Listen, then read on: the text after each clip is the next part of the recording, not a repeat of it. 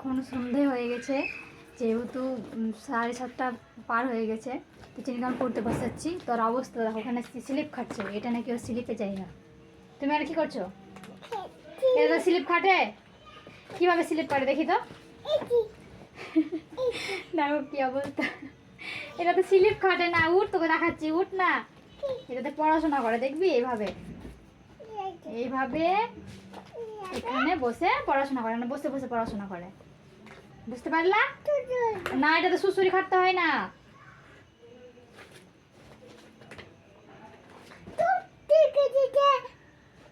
আমাকে বকছো?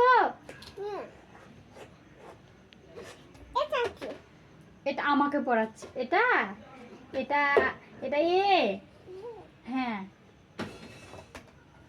এটা এটা বি, এটা সি। তুমি ম্যাডাম হয়েছো, তুমি আমাকে পড়াচ্ছ, তুমি আমাকে মারো, মারো আমাকে।